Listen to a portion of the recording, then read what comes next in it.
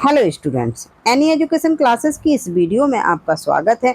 आज के इस वीडियो में हम कक्षा 8वीं विज्ञान विषय की एडग्रेड अभ्यास पुस्तिका जो कि मध्य प्रदेश राज्य शिक्षा केंद्र भोपाल के द्वारा वर्ष 2024-25 के लिए प्रदान की गई है, इसका अध्याय 3 कोयला और पेट्रोलियम, इसको डिस्कस करेंगे। इसमें जो भी प्रश्न दिए गए हैं हम देखेंगे कि उनके उत्तर हम किस प्रकार से लिख सकते हैं और कुछ कॉन्सेप्ट भी समझेंगे। इससे पहले पाठ के पूर्व की कुछ तैयारी दी गई है, हम उसको देखेंगे। तो देखिए, चैप्टर स्टार्ट करने से पहले आप चैनल को सब्सक्राइब कर लें ताकि इसी प्रकार के जो वीडियो हैं जब चैनल पर अपलोड किए जाएंगे तो उसका नोटिफिकेशन आपको मिल जाएगा। तो चैनल को सब्सक्राइब अवश्य कर लें। तो चलिए देखते हैं हम पाठ के पूर्व की तैयारी में क्या दिया गया है। इसमें हमारे पास कुछ ये बस दिए शब्द दिए गए हैं, इनको पढ़ना है हमें और इनमें से हमें बताना है कि कौन सा प्राकृतिक रूप से उपलब्ध है और कौन सा मानव निर्मित है। तो देखिए, इसमें मोमबत्ती, सूर्य का प्रकाश, ट्यूबलाइट, टॉर्च, लालटेन, कोयला, पेट्रोल और डीजल। तो इसमें से देखिए, जो सूर्य का प्रकाश है ये क्या है, प्राकृतिक रूप से हमें उपलब्ध होता है। कोयला है, कोयले का निर्माण प्राकृतिक रूप से होता है। पेट्रोल और डीजल, इनका निर्माण कैसे होता है, प्राकृतिक रूप से।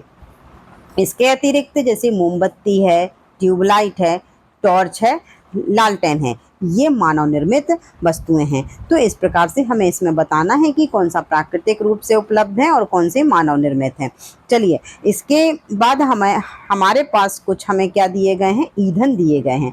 तो उन ईंधन को हमें देखना है और उनका उपयोग कहाँ पर होता है ये बताना है। तो देखिए, सबसे पहले जैसे कोक है, तो कोक का जो इस्तेमाल है, उपयोग है, वो इस्पात निर्माण में और धातुओं के निष्कर्षण में किया जाता है। कोलतार है, कोलतार का उपयोग संश्लेषित रंग, औषधि निर्माण और नैफ्थलीन निर्माण, नैफ्थलीन की गोलियां तो आपने देखी होगी जो हम कपड़ों में रखते हैं, उनके निर्माण में किसका उपयोग किया जाता है, कोलतार का। कोल गैस, इसका निर्माण उद्योगों में ईंधन के रूप में किया जाता है। पेट्रोल, वाहनों में ईंधन के रूप में एवं जो शुष्क धुलाई होती है उसमें इसका पेट्रोल का क्या किया जाता है, निर्माण, ड्राई क्लीन के रूप में। चलिए, डीजल, डीजल का जो उपयोग है, भारी मोटर वाहन है उनमें ईंधन के रूप में किया जाता है और विद्युत जनित तथा जनरेटर में ईंधन के रूप में डीजल का क्या किया जाता है, उपयोग किया जाता है। सीएनजी, सीएनजी का उपयोग भी परिवहन में वाहनों के रूप में किया जाता है। एलपीजी, लिक्विड पेट्रोलियम गैस होती है, इसका उपयोग देखिए घरों में हम गैस के रूप में जलाते हैं, भोजन निर्माण करते हैं और इसका उपयोग उद्योगों में भी किया जाता है। कोयला, कोयले का जो उपयोग है तापीय शक्ति संयंत्रों में विद्युत उत्पन्न करने के लिए किया जाता है। तो इस प्रकार से हम इसको लिख लेंगे कि किस प्रकार से इनका ईंधन का उपयोग कहाँ कहाँ किया जाता है। इसके बाद हमारे बहुविकल्पीय प्रश्नों की शुरुआत होती है, जिसमें पहला विकल्प है कि आजकल पक्की सड़कों के निर्माण में कोलतार के स्थान पर बिटुमेन का प्रयोग किया जाता है। बिटुमेन को प्राप्त किससे किया जाता है, तो देखिए, बिटुमेन को किससे, पेट्रोलियम से प्राप्त किया जाता है। पेट्रोलियम का ही एक ये संघटक अवयव है बिटुमेन और इसे पेट्रोलियम से प्राप्त किया जाता है। अगला जो हमारा विकल्प है वह है कि निम्नलिखित तालिका में जीवाश्म ईंधन के संघटक तथा उनके उपयोग दिए गए हैं। तो हमें इनको पढ़ना है, फिर हमें इसमें जो कि आ नंबर और बा नंबर, इनके स्थान पर हमें बताना है कि ये क्या है उपयोग के आधार पर। तो देखिए, जो द्रवित पेट्रोलियम गैस है इसका उपयोग हम जानते हैं कि घरों में ईंधन के रूप में किया जाता है। यहाँ पर हमें भरना है, खाली स्थान दिया गया है, इसका उपयोग दिया गया है कि नैफ्थलीन की गोलियां बनाने में इसका उपयोग किया जाता है। तो हमने अभी देखा कि नैफ्थलीन की गोलियां किससे बनाई जाती हैं, कोलतार से। तो आ नंबर तो हमें मिल गया कि यहाँ पर क्या आना चाहिए, कोलतार आना चाहिए। अब कोलतार दो जगह दिया गया है, तो अब हम देखेंगे बा नंबर। बा का जो उपयोग है वो किसमें किया जाता है, जेट वायुयान के लिए ईंधन के रूप में। तो इसके लिए किया जाता है मिट्टी के तेल का उपयोग। तो इस प्रकार से हमारा विकल्प नंबर सी है जो वो सही हो जाएगा। ठीक है, चलिए अब हम देखते हैं अगला विकल्प, जिसमें पूछा गया है कि प्रकृति में जीवाश्म ईंधन सीमित है, अति आवश्यक होने पर ही हमें इसका उपयोग करना चाहिए। इनका उपयोग कम करने पर हमें क्या लाभ होगा। तो देखिए, हम जानते हैं कि जो जीवाश्म ईंधन है वो सीमित मात्रा में पाया जाता है, और जब हम इनका उपयोग अधिक करते हैं तो जो पर्यावरण है, यदि हम इनका उपयोग कम करेंगे तो पर्यावरण बेहतर बनेगा, और जो विश्व उष्णन है इसका खतरा भी क्या हो जाएगा, कम हो जाएगा। तो इनका उपयोग करने से हमें ये लाभ होगा। तो विकल्प नंबर ए हमारा सही हो जाएगा। अगला विकल्प है जो उसमें पूछा गया है कि एक जागरूक नागरिक के रूप में आप डीजल पेट्रोल बचाने हेतु क्या उपाय करेंगे। तो जो हमारे पास विकल्प दिए गए हैं उसमें से सी नंबर सही हो जाएगा कि हम गाड़ी समान और मध्यम गति से चलाएंगे। चलिए, अगला जो विकल्प दिया गया है उसमें हमसे पूछा गया है कि नीचे दिया गया जो चित्र है, चित्र पेट्रोलियम और प्राकृतिक गैस के भंडारों को दर्शा रहा है। इसको देखना है हमें, और चित्र में पेट्रोलियम तेल और गैस की परत जल के ऊपर क्यों है, हमें ये बताना है। तो देखिए, ये जल के ऊपर इसलिए है क्योंकि जो तेल है, तेल और गैस जल से कैसे होते हैं, हल्के, जल से हल्के होंगे तो वो जल के ऊपर अपने आप आ जाएंगे। तो हमारा विकल्प नंबर सी क्या हो जाएगा, सही हो जाएगा।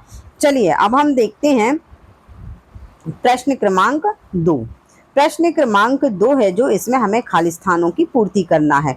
तो पहला है जो हमसे खालिस्तान में पूछा गया है कि आजकल वाहनों में पेट्रोल के स्थान पर खालिस्तान उपयोग किया जा रहा है क्योंकि ये वायुमंडल को कम प्रदूषित करते हैं। तो सीएनजी का उपयोग पेट्रोल के स्थान पर किया जा रहा है। तो पहले खालिस्तान में हम भर देंगे सीएनजी। चलिए, दूसरा खालिस्तान है, इसमें पूछा गया है कि कोयला और पेट्रोलियम खालिस्तान ईंधन के उदाहरण है। तो कोयला और पेट्रोलियम किसके उदाहरण है, जीवाश्म ईंधन के। तीसरे नंबर के खालिस्तान में पेट्रोलियम के विभिन्न संघटकों को पृथक करने का प्रक्रम खालिस्तान कहलाता है। तो पेट्रोलियम के जो अवयव हैं, उनके संघटक हैं, उनको पृथक करने का प्रक्रम कहलाता है परिष्करण। खालिस्तान नंबर 4, इसमें कोयले से कोक प्राप्त करने के प्रक्रम में कोलतार और खालिस्तान प्राप्त होता है।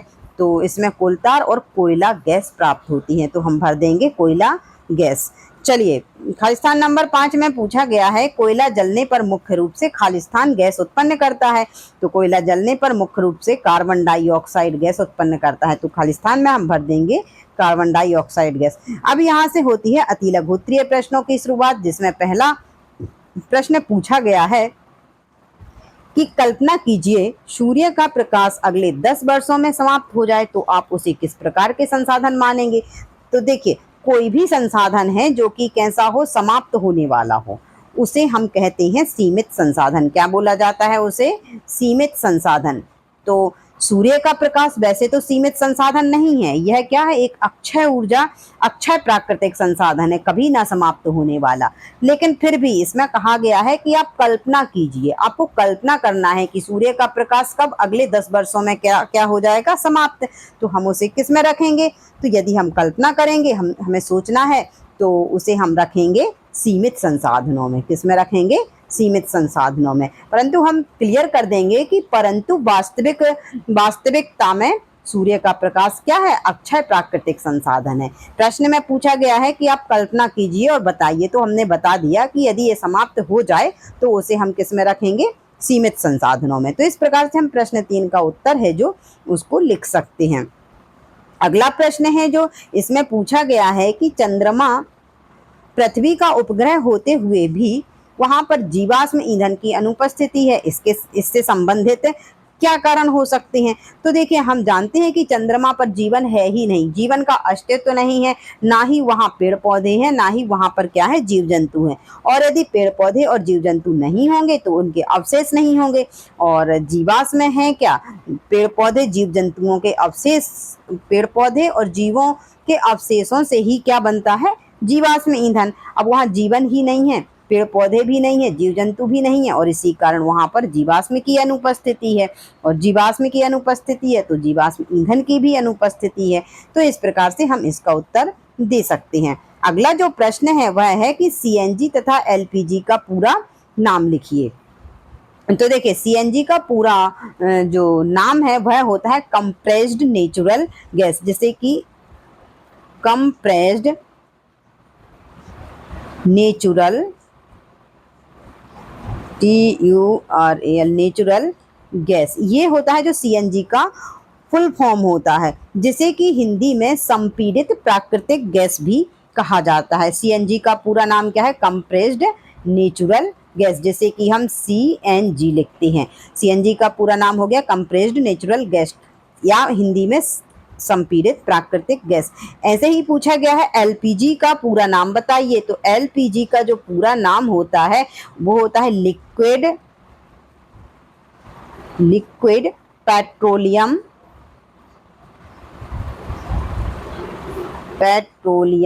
गैस।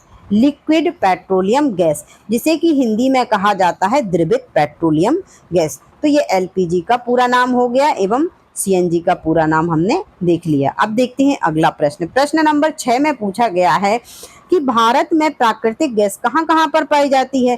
तो देखिए, हमारे देश भारत में जो प्राकृतिक गैस है त्रिपुरा, राजस्थान, महाराष्ट्र और मुख्य रूप से कृष्णा गोदावरी डेल्टा के क्षेत्र में पाई जाती है। तो इस प्रकार से इस प्रश्न का हम उत्तर दे सकते हैं। अगला प्रश्न है जिसमें पूछा गया है कि यदि हम अपने सभी प्राकृतिक संसाधनों का निरंतर उपयोग करते रहें तो क्या होगा। तो देखिए, जो प्राकृतिक संसाधन है ये क्या है, यदि हम इनका निरंतर उपयोग करते रहेंगे तो एक ना एक दिन क्या होगा, ये प्राकृतिक संसाधन समाप्त हो जाएंगे, क्योंकि इनके निर्माण में लाखों करोड़ों वर्षों का समय लगता है। ये आसानी से निर्मित नहीं होते हैं और इनके निर्माण में कितना समय लगता है, लाखों वर्ष, करोड़ों वर्ष। इसलिए यदि हम निरंतर इनका लगातार उपयोग करते रहेंगे तो किसी ना किसी दिन ये क्या होंगे, समाप्त हो जाएंगे। तो इस प्रकार से आप प्रश्न क्रमांक 7 का उत्तर लिख सकते हैं। अगला जो प्रश्न है वह है कि हमारे दैनिक जीवन में प्राकृतिक गैस का क्या महत्व है, लिखिए। तो देखिए, प्राकृतिक गैस है जो वो महत्वपूर्ण जीवाश्म ईंधन है और इसका उपयोग किस लिए किया जाता है, ऊर्जा उत्पादन के लिए किया जाता है। हम इसका उपयोग परिवहन वाहनों में ईंधन के रूप में करते हैं और किया जा रहा है। ठीक है, तो इसका उत्तर आप लिख सकते हैं। अगला जो प्रश्न है प्रश्न क्रमांक 9, इसमें पूछा गया है कि बूझो ने अपने घर के बगीचे में कुछ मृत पेड़ पौधों को गहराई में मिट्टी में दबा दिया। क्या ये मृत पेड़ पौधे कुछ वर्षों में कोयले में रूपांतरित हो जाएंगे, स्पष्ट कीजिए। यदि हाँ तो क्यों, और यदि नहीं तो क्यों। तो हम बताएंगे नहीं। यदि बूझो ने अपने घर के बगीचे में कुछ मृत पेड़ पौधे गहराई में दबा भी दिए हैं, तब भी ये कोयले में नहीं बदलेंगे। क्यों नहीं बदलेंगे, क्योंकि इनके लिए पृथ्वी की अधिक गहराई होना चाहिए, जहां पर दाब और ताप भी उच्च होना चाहिए, और इनके बनने में कुछ वर्ष नहीं करोड़ों वर्षों लगते हैं, लाखों करोड़ों वर्षों लगते हैं। इसलिए कुछ वर्षों में ये कोयले में बिल्कुल भी परिवर्तित नहीं होंगे।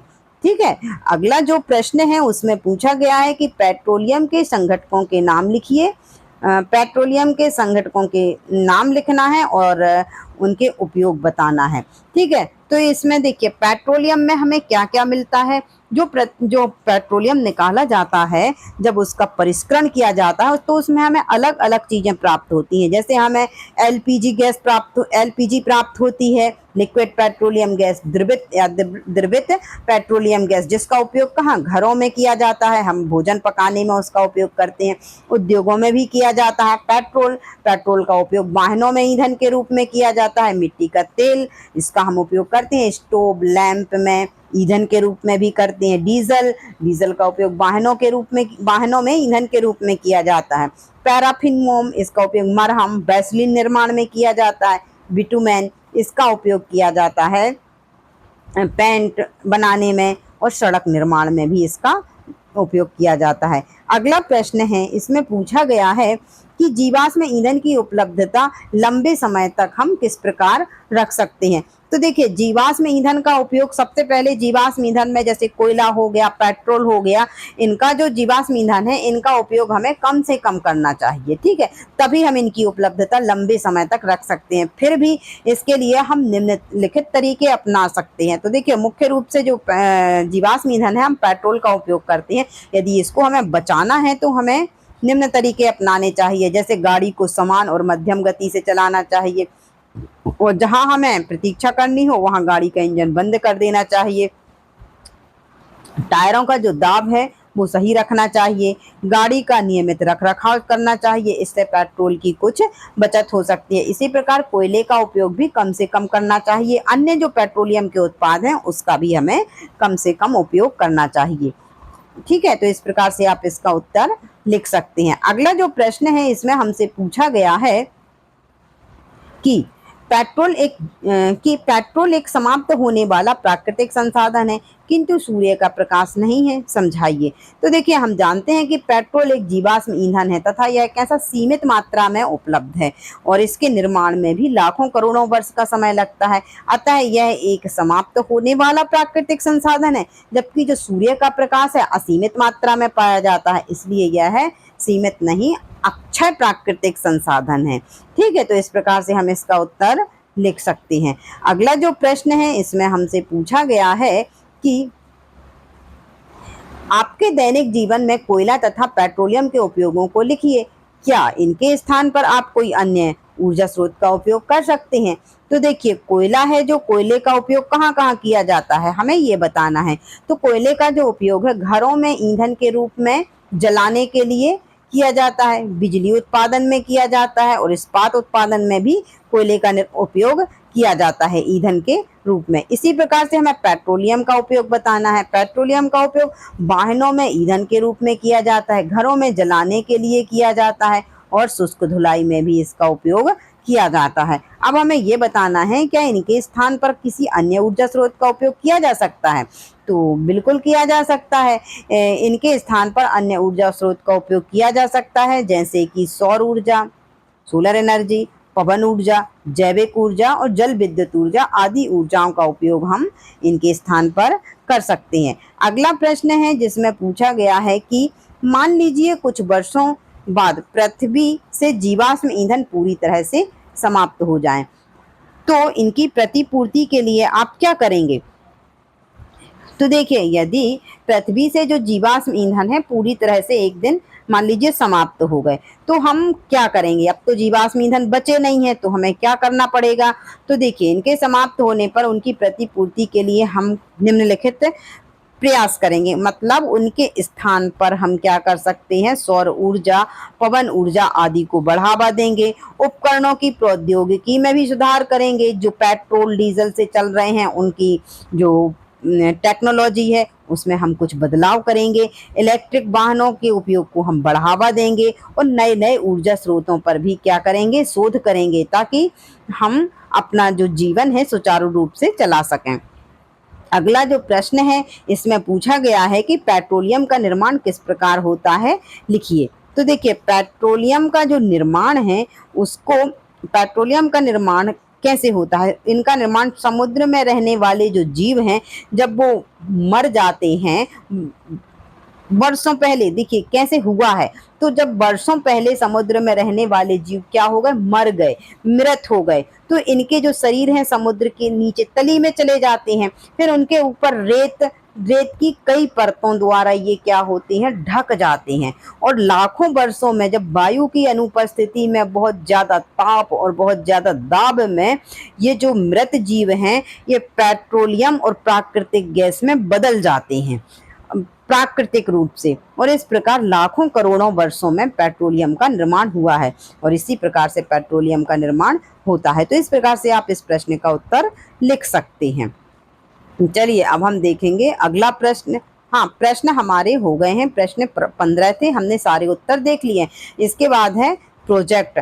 तो प्रोजेक्ट 1 में पूछा गया है कि आप अपने घर के जनवरी से दिसंबर माह तक के बिजली के बिल को एकत्रित कीजिए तथा दी गई तालिका को पूर्ण करके नीचे दिए गए प्रश्नों के उत्तर लिखिए। तो देखिए, आपको अपने घर के बिजली के बिल इकट्ठे करना है, फिर उनमें जितनी यूनिट बिजली आपकी खर्च हुई है वो लिखना है और कुल राशि जितनी आपने राशि पे की है, जितने पैसे भरे हुए हैं, जितना बिल आया है वो आपको यहाँ पर लिखना है। ऐसे ही आपको जनवरी से जो दिसंबर माह तक का खर्च है और कितनी यूनिट बिजली खर्च की है वो आपको लिखना है और इन प्रश्नों के उत्तर देना है। जैसे पहला प्रश्न पूछा गया है कि किन माह में बिजली बिल की राशि कम आई है, तो इस प्रकार से आप लिख सकते हैं कि इसमें देखिए हमने लिखा हुआ है कि जनवरी में 250 यूनिट, फरवरी में 240 यूनिट, इस प्रकार से आप पूरे दिसंबर माह तक लिख सकते हैं।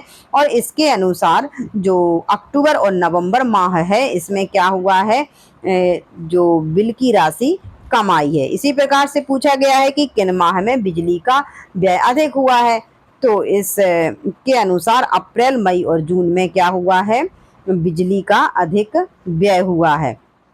अगला जो प्रश्न पूछा गया है कि बिजली बिल जिन माह में अधिक आया है उनका क्या कारण हो सकता है। तो देखिए इसमें जो महीने हैं, मई जून वाले महीने हैं, अप्रैल मई जून, तो उनमें अधिक गर्मी के कारण कूलर, पंखे, एसी आदि का चलना बिल अधिक बिल आने का कारण हो सकता है। और प्रश्न 4 में पूछा गया है कि बिजली की खपत को कम करने के लिए आप क्या प्रयास करेंगे। तो देखिए हम क्या प्रयास करेंगे कि जो अनावश्यक हम है वहाँ कोई है ही नहीं, और कूलर चल रहे हैं, पंखे चल रहे हैं, बल्ब चल रहे हैं, तो इनकी हम स्विच बंद करेंगे। अनावश्यक लाइट को हम बिजली को खर्च नहीं करेंगे। प्रश्न 5 में पूछा गया है कि ऊर्जा के अन्य वैकल्पिक स्रोतों की सूची बनाइए।